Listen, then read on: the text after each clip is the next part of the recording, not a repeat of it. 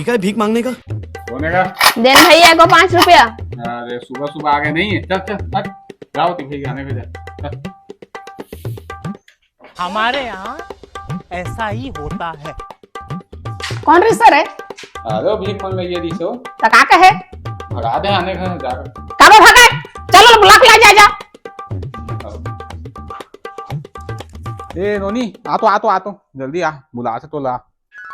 हां आथू। का कही सहनोनी दोला? एको 5 रुपया मांगे आ रहे हैं तब भगा दिस मोला।